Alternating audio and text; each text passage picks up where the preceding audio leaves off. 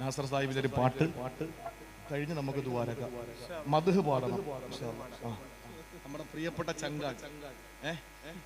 ഒരു മദ്ഹ് പാട്ട് റസൂലുള്ളാഹിനെ. ഞാൻ ചുറ്റുമുല പഠിക്കുമ്പോൾ നിങ്ങൾ ഭയങ്കര ചങ്ങാതിമാരായി. ലത്തീഫ ഒരു മദ്ഹ് മാത്രം, വേറൊന്നുമല്ല, മദ്ഹ്. അത് കഴിഞ്ഞ് നമുക്ക് ദുആ ചെയ്ത് നമുക്ക് പെട്ടെന്ന് പിരിയാം. അള്ളാഹു അനുഗ്രഹിക്കട്ടെ. അതെ, വിറവ് കയറുമ്പോഴേ പാട്ട് വരുള്ളൂ. ഒരു മദ്ഹ് പാടി നമുക്ക് ദുആ ചെയ്യാം. അപ്പൊ ഞാൻ ഇച്ചിരി വെള്ളം കുടിക്കും.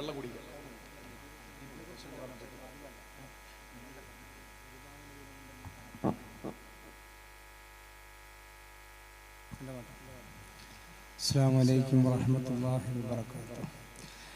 പരിപാവന ദീനിൽ നിന്ന് പരിതാപകഥയിൽ നിന്ന് പരിപാലകനായ ഇലാഹിൻ അന്ത്യനൂറുള്ള മുത്ത് യാ റസൂലുള്ളാ. പൊള്ളും മണർക്കാട്ടിലന്ന് മുത്ത് ത്വാഹ റസൂലു പിറന്ന്.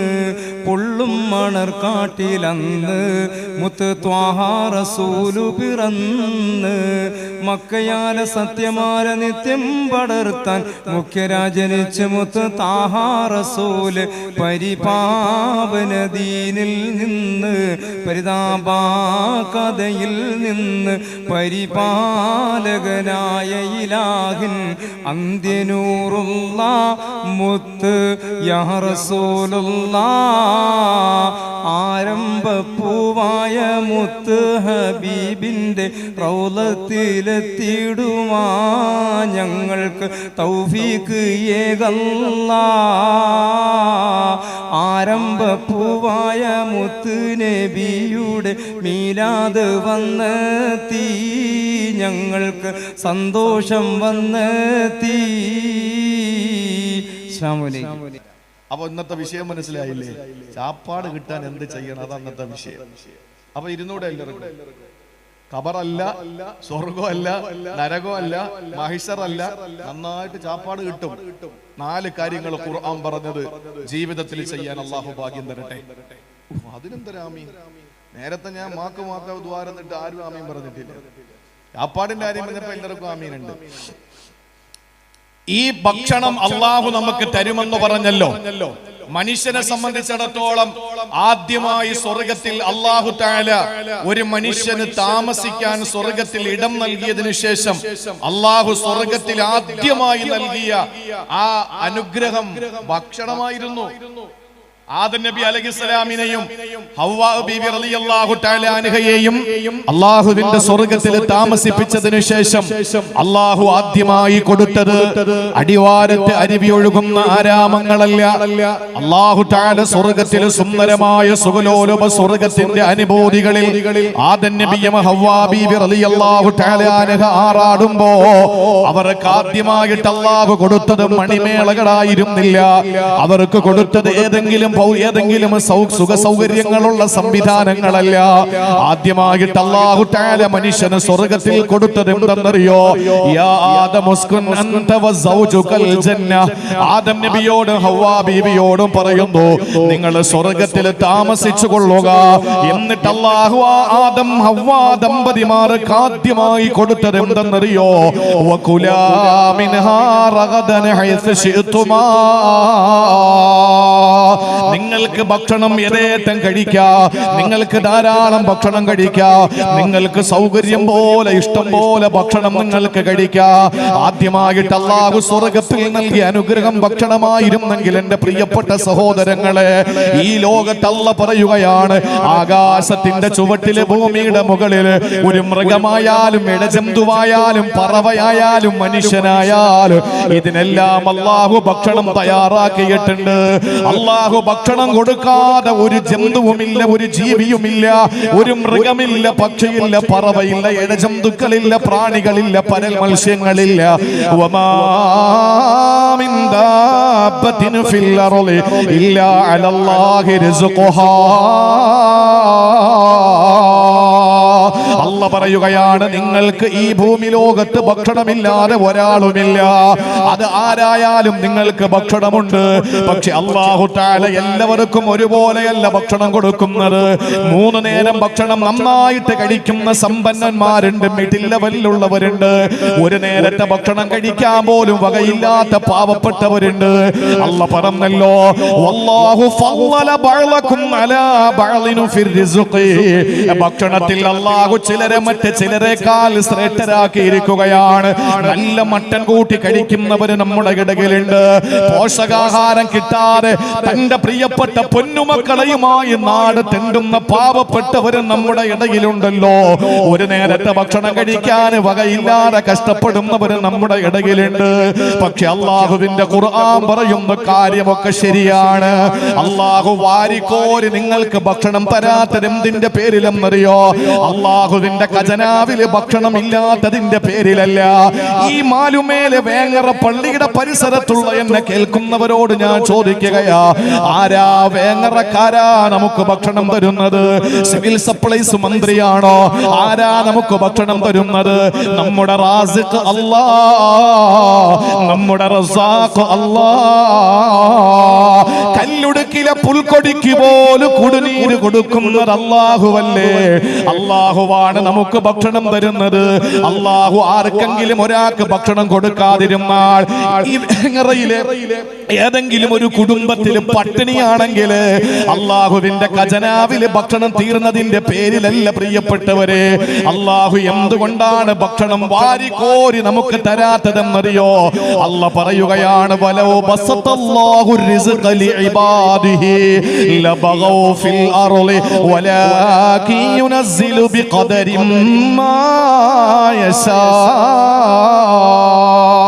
അല്ലാഹു പറയുകയാണ്, വലൗ ബസതല്ലാഹു റിസ്ഖ ലിഇബാദിഹി. അല്ലാഹു അവന്റെ അടിയാറുകൾക്ക് ദാസന്മാർക്ക് ഭക്ഷണം അങ്ങ് തുറന്നു കൊടുത്താൽ, വിശാലമായി അല്ലാഹു ഭക്ഷണം എല്ലാവർക്കും അങ്ങ് കൊടുത്തു കഴിഞ്ഞാൽ, ലബഗൗ ഫിൽ അർളി, അവര് ഭൂമിയിൽ അഹങ്കാരികളായി മാറുമെന്നതിന്റെ പേരിലാ. കണ്ടിട്ടില്ലേ ഒരു കല്യാണം നടക്കുമ്പോ പാവപ്പെട്ടവന്റെ കല്യാണമാണ് നടക്കുന്നതെങ്കിൽ ആരുടെ മുന്നിലൊക്കെ ചെന്ന് കൈനീട്ടിയിട്ടാണ് ഒരു ചാക്കരി വാങ്ങുന്നത്, ഒരു 10 കിലോ മാംസം വാങ്ങുന്നത് ആരുടെയൊക്കെ മുമ്പിൽ ചെന്ന് കൈകീട്ടിയിട്ടാണ്. എന്നാൽ സമ്പന്ന ഫാസിസത്തോട് അല്ലാഹുവിന്റെ വിശുദ്ധമായ ഖുർആൻ പറയുകയാണ്, ഏറ്റവും വലിയ കോടീശ്വരന്മാർ അവരുടെ മക്കളുടെ കല്യാണം നടത്തുമ്പോ നിങ്ങൾ കണ്ടിട്ടില്ലേ, ലഗബഗൗ ഫിൽ അർള്, അവര് അഹങ്കാരികളായി ഭക്ഷണം വെച്ചു വിളമ്പിയിട്ട് കുഴിച്ചിടുകയാ. അതെന്തിന്റെ പേരിലാണ്? അല്ലാഹു തആല അവർക്ക് കൊടുക്കുന്ന ഭക്ഷണം ഒന്ന് അധികമായപ്പോ അവര് അഹങ്കാരികളായി മാറി. അല്ലാഹു പറയുന്നു, വലാകിൻ യുനസ്സിലു ബിഖദരിൻ മാ യശാ. അല്ലാഹു ഉദ്ദേശിക്കുന്നവർക്ക് അല്ലാഹു തആല ഒരു തോത് വെച്ചിട്ടാണ് ഭക്ഷണം തരുന്നത്. അതുകൊണ്ട് പ്രിയപ്പെട്ട സഹോദരങ്ങളെ, ആരെങ്കിലും പട്ടിണി കിടക്കുന്നെങ്കിൽ, ഏതെങ്കിലും ഒരു അമുസ്ലിം കുടുംബം പട്ടിണി കിടക്കുന്നെങ്കിൽ, യജമാനനായ സർവേശ്വരനായ സർവാധിപതിയായ സർവഗുണ സമ്പൂർണനായ സർവജ്ഞനായ സർവലോക സൃഷ്ടിസ്ഥിതി സംഹാരകർത്താവായ അല്ലാഹു റബ്ബുൽ ഇസ്സത്ത് ദൈവം തമ്പുരാന്റെ ഖജനാവിൽ ഭക്ഷണം തീർന്നത് കൊണ്ടല്ല. എന്തുകൊണ്ടാണ് നിങ്ങൾക്ക് ഭക്ഷണം യഥേഷ്ടം അല്ല തരാത്തതെന്നറിയോ? ദൈവം എന്തുകൊണ്ടാ നിങ്ങൾക്ക് ഭക്ഷണം തരാത്തതെന്നറിയോ? നിങ്ങൾക്ക് അല്ലാഹു ധാരാളമായി ഭക്ഷണം തന്ന നിങ്ങൾ അഹങ്കാരികളായി മാറിപ്പോകും അതിന്റെ പേരിലാ. അതുകൊണ്ട് പ്രിയപ്പെട്ട സഹോദരങ്ങളെ, അല്ലാഹുവിന്റെ ഖജനാവ് വിശാലമാണ്. ലാ യൻഫുദു അബദാ, ഒരിക്കലും അവന്റെ ഖജനാവ് വറ്റിപ്പോകൂല. അതുകൊണ്ട് നമുക്ക് ഭക്ഷണം തരാ പടച്ചവന്റെ കയ്യിൽ സാധനങ്ങളുണ്ട്. അതുകൊണ്ട് നമുക്ക് ചോദിക്കാം, അല്ല പറഞ്ഞ കാര്യങ്ങൾ നമുക്ക് ചെയ്യാം. അല്ലലില്ലാതെ, അലട്ടലില്ലാതെ, മുട്ടില്ലാതെ, തട്ടില്ലാതെ അല്ലാഹു നമുക്ക് ഭക്ഷണം തരും. ആ ഒരു കാര്യം ഇൻഷാ അല്ലാഹ് ഇവിടെ വെച്ച് തീരുമാനമെടുത്തു പോകാം. പക്ഷെ പോയാൽ മാത്രമല്ല, ഇത് അന്നത്തിന്റെ പ്രശ്നമാണ്. അതുകൊണ്ട് പരമാവധി നമ്മൾ ഈ പറയുന്ന 4 കാര്യങ്ങൾ ചെയ്യണം. അല്ലാഹു തൗഫീഖ് തരട്ടെ, അല്ലാഹു തൗഫീഖ് തരട്ടെ. ഈ 4 കാര്യങ്ങൾ നമുക്ക് ചെയ്യണം. ആ 4 കാര്യം നിങ്ങൾ ചെയ്യുമെന്ന് സ്വന്തം ആത്മാവിനോട് ഉറപ്പ് കൊടുത്തിട്ട് വേണം 10 മണിക്ക് ഇവിടെ നിന്ന് എഴുന്നേറ്റ് പോകാൻ. കാരണം അള്ളാഹു നമുക്ക് ധാരാളം ഭക്ഷണം തരും. ഒരാൾ മരുഭൂമിയിൽ അകപ്പെട്ടപ്പോ അയാൾക്ക് നല്ല വിശപ്പ്. ആ വിശന്ന മനുഷ്യന്റെ മുമ്പിൽ ഒരു ചാക്ക് നിറച്ച് പവിഴം, മനോഹരമായ പവിഴം, വില നമുക്കറിയാലോ. ആ പവിഴം അദ്ദേഹത്തിന്റെ കൺമുമ്പിൽ ഒരു ചാക്ക് നിറച്ച് കിട്ടിയപ്പോ വിശപ്പിന്റെ കാഠിന്യം മൂലം ഈ സാധു വിചാരിച്ചു അത് ചോളമാണ് എന്ന്. സന്തോഷത്തോടെ ഓടിച്ചെന്ന് ചാക്കിൽ നിന്ന് ചോളമെന്ന് കരുതി പവിഴം വാരിയെടുത്തപ്പോൾ അത് വലിയ വിലയുള്ള കോടിക്കണക്കിന് രൂപ വിലയുള്ള പവിഴമാണെന്ന് മനസ്സിലാക്കിയിട്ട് ആ മനുഷ്യൻ വിഷമിച്ചു പോയി എന്നാണ് സംഭവം. പവിഴം കിട്ടിയാൽ വിഷമിക്കുന്ന ആരാ? രാവിലെ ഉറക്കം എണീറ്റ് നമ്മൾ വാഷ്റൂമിലൊക്കെ പോയി ക്ലിയറായി റാഹത്തായി നമ്മൾ നേരെ ടേബിളിലേക്ക് വന്നു. ആ തീന്മേശയുടെ മുമ്പിലേക്ക് നമ്മൾ എത്തിയപ്പോ നമ്മുടെ മുന്നിലേക്ക് കൊണ്ടുവച്ചത് ഒരു 10 പവൻ ആഭരണമാണ്. രാവിലെ നമ്മൾ എന്ത് ചെയ്യും? സന്തോഷിക്കോ അതോ ദുഃഖിക്കോ? സന്തോഷിക്കോ ദുഃഖിക്കോ? പെണ്ണുങ്ങളാണെങ്കിൽ വിചാരിക്കുന്നത് ഒരു ദിവസം പട്ടിണി കിടന്നാലും കുഴപ്പമില്ല, സ്വർണമല്ലേ. അതെന്താ അങ്ങനെ ചിന്തിക്കുന്നതെന്നറിയോ? രാവിലെ കിട്ടിയില്ലെങ്കിൽ ഉച്ചയ്ക്ക് കിട്ടുമെന്നറിയാം, ഉച്ചയ്ക്ക് കിട്ടിയില്ലെങ്കിൽ രാത്രി കിട്ടുമെന്നറിയാം. ഇനി എങ്ങൊന്നും കിട്ടിയില്ലെങ്കിൽ സ്വർണം വിറ്റിട്ട് എവിടെന്നെങ്കിലും ഭക്ഷണം വാങ്ങാം എന്നൊരു ഉറപ്പുള്ളത് കൊണ്ടാ. ലോകത്ത് അങ്ങനെ ഒരു ഭക്ഷണം എന്ന് പറയുന്ന സംഗതി ഇല്ല എന്ന് വെച്ചോ. നമ്മുടെ കയ്യിൽ 25 കിലോ സ്വർണം കിട്ടിയിട്ട് എന്തെങ്കിലും ഗുണമുണ്ടോ? ഭക്ഷണം ഈ ലോകത്തില്ല. അല്ല എല്ലാം അങ്ങോട്ട് ഉയർത്തിക്കളഞ്ഞു. കയ്യില് 1 കോടി രൂപ കിട്ടിയിട്ട് വല്ല കാര്യമുണ്ടോ? അതുകൊണ്ടാണ് സഅദി ഷിറാസി പറഞ്ഞൊരു കഥയുണ്ട്. അദ്ദേഹം പറഞ്ഞ കഥയല്ല, അദ്ദേഹം പറയാണ് 10 പാത്രം നിറച്ച് ഭക്ഷണം കഴിച്ചിട്ട് രാത്രി മുഴുവൻ വെളുക്കുന്നത് വരെ ഖുർആൻ ഓതിയ ഒരു മനുഷ്യൻ. 10 പാത്രം ഭക്ഷണം കഴിച്ച് 10 പ്ലേറ്റ് ചോറ് കഴിച്ച് എന്നിട്ട് രാത്രി മുഴുവനും അദ്ദേഹം ഖുർആൻ ഓതി നേരം വെളുക്കുന്നത് വരെ. അവനോട് ഗുരു പറഞ്ഞു, മോനെ 10 പാത്രം ഭക്ഷണം കഴിച്ച് നീ വെളുക്കുന്നത് വരെ ഖുർആൻ ഓതുന്നതിനേക്കാൾ നല്ലത് അരപാത്രം ഭക്ഷണം കഴിച്ചിട്ട് അല്ലെങ്കിൽ അര റൊട്ടി കഴിച്ചിട്ട് നീ സുഖമായി കിടന്ന് ഉറങ്ങുന്നതാണ് നല്ലത്. അര റൊട്ടി കഴിച്ചിട്ട് കിടന്ന് സുഖമായി ഉറങ്ങുന്നതാണ് നല്ലത്. എന്തിനേക്കാൾ 10 പ്ലേറ്റ് ഭക്ഷണം കഴിച്ചിട്ട് വെളുക്കുന്നത് വരെ ഖുർആൻ ഓതുന്നതിനേക്കാൾ നല്ലത്. കാരണം എന്താ? എപ്പോഴും ലിമിറ്റ് വെച്ച് നമുക്ക് ഭക്ഷണം കിട്ടിയാലേ നമ്മൾ അള്ളാനെ ഓർക്കുള്ളൂ. ഇഷ്ടം പോലെ ഭക്ഷണം അങ്ങോട്ട് കിട്ടിയാൽ പിന്നെ പടച്ചോനും ഇല്ല, പള്ളിക്കൂടവും ഇല്ല, പള്ളിപ്പുരയില്ല, ഒന്നുമില്ല. അതേസമയം ഭക്ഷണം കിട്ടിയില്ലെങ്കിലോ ദുആ, ദിക്ർ, ഉസ്താദേ ദാരിദ്ര്യം മാറാൻ എന്താ മാർഗം? ഇഷ്ടം പോലെ അങ്ങോട്ട് തട്ടിക്കൊടുത്താലോ അള്ളാനെ അങ്ങ് മറക്കും. പട്ടിണി കൊടുത്താലോ ഉസ്താദേ ദാരിദ്ര്യം മാറാൻ എന്തെങ്കിലും ദുആ ഉണ്ടാ, പട്ടിണി മാറാൻ എന്തെങ്കിലും സ്വലാത്തുണ്ടാ എന്ന് ചോദിച്ച് നടക്കും. അള്ളാനെ ഓർമ്മ വരണമെങ്കിൽ അല്ലാഹു തആല പറഞ്ഞു, നിങ്ങൾക്ക് ഭക്ഷണം കമ്മിയാക്കി തരണം, ഇല്ലെങ്കിൽ നിങ്ങൾ എന്നെ മറന്നു. നിങ്ങൾക്ക് ധാരാളം ഭക്ഷണം തന്നാൽ നിങ്ങൾ ഭൂമിയിൽ അഹങ്കാരികളായി പോകും. അതുകൊണ്ട് ഇൻഷാ അല്ലാഹ് എന്നെ കേൾക്കുന്ന പ്രിയപ്പെട്ട സഹോദരങ്ങളോട് 4 കാര്യങ്ങൾ ഞാൻ ഉണർത്തും. ഞാൻ ഉണർത്താൻ പോകുന്ന 4 കാര്യങ്ങളാണ്. നിങ്ങൾ അടുത്ത് ഉറങ്ങുന്നവരുണ്ടെങ്കിൽ ഒന്ന് ഉണർത്തിയേക്ക്. മഗ്‌രിബ് കഴിഞ്ഞ് ഉറങ്ങുന്നവരെ ഞാൻ ഈ സമയത്ത് ഉറങ്ങുന്നവരൊക്കെ ഞാൻ ആദ്യമായിട്ട് കാണുക. ആരോ അതിന് കണ്ണടച്ച് തഖ്വയോടുകൂടി പ്രസംഗം കേൾക്കണമെന്ന് അറിയില്ല. അപ്പൊ ഞാൻ വിളിക്കുന്നത് ശരിയല്ലല്ലോ. അപ്പൊ വലത്തോട്ട് ഇടത്തോട്ടൊന്ന് സലാം വീട്ടുമ്പോൾ നോക്കിയേക്ക്. ഉറങ്ങുന്നെങ്കിൽ പതുക്കെ ഒന്ന് തട്ടിയേക്ക്. ഒരു ഇടയ്ക്കിടയ്ക്ക് 10-15 മിനിറ്റ് കൂടുമ്പോൾ അങ്ങനെ ചെയ്താൽ മതി. അള്ളാഹു തൗഫീക്ക് തരട്ടെ. 4 കാര്യങ്ങൾ ഇൻഷാ അല്ലാഹ് നമ്മൾ ചെയ്താൽ നമുക്ക് ഭക്ഷണം അള്ളാഹു തആല തരും. ഖുർആനാണ്. എന്റെ ഇതര സമുദായത്തിൽപ്പെട്ട സഹോദരിമാരോട് സഹോദരങ്ങളോട് പറയാനുള്ളത്, നിങ്ങളും ചെയ്തോളി. ദൈവം ഭക്ഷണം തരും, ദൈവം ഭക്ഷണം തരും. നിങ്ങൾ നിങ്ങളുടേതായ ആംഗിളിൽ ചെയ്താൽ മതി, നിങ്ങളുടേതായ ആംഗിളിൽ നിങ്ങൾ ചെയ്താൽ മതി. ഒന്നാമതായി വിശുദ്ധ ഖുർആൻ പറയുന്നത് സൂറത്തു ത്വലാഖിലാണ്. സൂറത്തു ത്വലാഖ് 3-ാമത്തെ ആയത്തിൽ അല്ലാഹു പറയുകയാണ്, നിങ്ങൾക്ക് ഭക്ഷണം വേണോ? നിങ്ങൾക്ക് അല്ലലും അലട്ടലും ഇല്ലാതെ യഥേഷ്ടം നിങ്ങൾക്ക് ഭക്ഷണം കഴിക്കാൻ അല്ലാഹു വെച്ച ഡിമാൻഡ് എന്തെന്നറിയോ? വമൻ യത്തഖില്ലാഹ യജ്അൽ ലഹു മഖ്റജാ വയർസുഖുഹു മിൻ ഹൈസു ലാ യഹ്തസിബ്. അല്ലാഹ് പറയുകയാണ് വമൻ യത്തഖില്ലാ, അല്ലാഹുവിനെ ആരാണോ സൂക്ഷിക്കുന്നത്, ദൈവത്തെ ആരാണോ പേടിക്കുന്നത്, ഈശ്വരനെ ആരാണോ ഭക്തിയോടെ നോക്കി കാണുന്നത്, അല്ലാഹ് പറയുന്നു യജ്അൽ ലഹു മഖ്റജാ, നിങ്ങൾ അനുഭവിക്കുന്ന പ്രതിസന്ധിയിൽ നിന്ന് നിങ്ങൾക്ക് രക്ഷപ്പെടാനുള്ള ഒരു വഴി അല്ലാഹ് കാണിച്ചു തരുമെന്നാണ്. എന്ത് പ്രശ്നമാണ് പെങ്ങളെ നമുക്കുള്ളത്, എന്ത് പ്രയാസമാ നമ്മുടെ മനസ്സിലുള്ളത്, എന്ത് പ്രശ്നമാ നിന്റെ മനസ്സിനെ വേട്ടയാടുന്നത്, മാനസികമായി നീ തകർന്ന് തരിപ്പണമായിരിക്കുകയാണോ, സങ്കടപ്പെട്ട് കഴിയുകയാണോ, അല്ലാഹ് പറയുകയാണ് വമൻ യത്തഖില്ലാ, അല്ലാഹുവിനെ സൂക്ഷിച്ച് ജീവിക്കാൻ നിനക്ക് കഴിയുമോ, ഭക്തിയോടെ ജീവിക്കാൻ നിനക്ക് സാധിക്കുമോ, എന്നാൽ യജ്അൽ ലഹു മഖ്റജാ.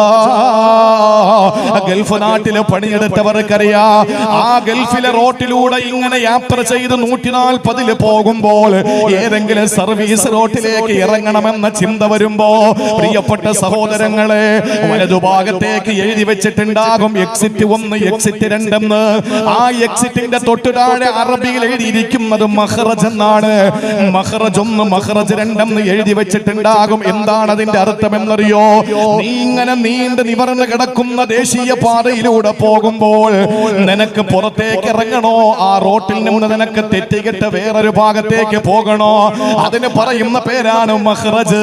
അല്ലാഹ് പറയുകയാണ് നീ പ്രതിസന്ധികളിലൂടെ മുന്നോട്ട് പോകുമ്പോ, മാനസിക സംഘർഷങ്ങളിലൂടെ മുന്നോട്ട് പോകുമ്പോ, തകർന്ന് തരിപ്പണമായ നിന്റെ മനസ്സുമാകിട്ട് മുന്നോട്ട് പോകുമ്പോ അതിൽ നിന്ന് നിനക്ക് പുറത്ത് കടക്കണോ, അല്ലാഹ് പറയുന്നു വമൻ യത്തഖില്ലാ യജ്അൽ ലഹു മഖ്റജാ. ആരൊരാൾ അല്ലാഹുവിനെ സൂക്ഷിച്ച് ജീവിക്കുന്നുവോ, ഭക്തിയോടെ ജീവിക്കുന്നുവോ, തഖ്വയുണ്ടോ, അവർക്ക് അല്ലാഹു കൊടുക്കുന്നത് യജ്അൽ ലഹു മഖ്റജാ. അല്ലാഹ് ഒരു എക്സിറ്റ് കൊടുക്കുമെന്നാണ്, മഖ്റജ് കൊടുക്കുമെന്നാണ്, അതിൽ നിന്ന് രക്ഷപ്പെടാനുള്ള ഒരു വഴി അല്ലാഹ് കൊടുക്കുമെന്നാണ്. വയർസുഖുഹു മിൻ ഹൈസു ലാ യഹ്തസിബ്. നിങ്ങൾ അറിയാതെ നിങ്ങൾക്ക് അല്ലാഹ് ഭക്ഷണം തരുമെന്നാണ്, നിങ്ങൾ അറിയാതെ അല്ലാഹു നിങ്ങൾക്ക് ഭക്ഷണം തരുമെന്നാണ്. ഒരു ചെറിയ ചരിത്രം ഞാൻ എന്റെ പ്രിയപ്പെട്ട സഹോദരിമാരോട് ശ്രദ്ധയിൽപ്പെടുത്തുകയാ. അറിയുമല്ലോ മഹദി മറിയം ബീവി റളിയല്ലാഹു അൻഹാ. ആരാണ് മറിയം ബീവി എന്നറിയോ? ഈസാ നബി അലൈഹിസ്സലാമിന്റെ പ്രിയപ്പെട്ട ഉമ്മയാണ് മറിയം ബീവി റളിയല്ലാഹു അൻഹാ. അല്ലാഹുവിന്റെ അത്ഭുതങ്ങളിൽ, അജായിബുകളിൽ, ആയാത്തുകളിൽ ഒന്നല്ലേ മറിയം ബീവിയുടെ ഗർഭം. ആ മറിയം ബീവി ഗർഭിണിയായത് എങ്ങനെയാണ്?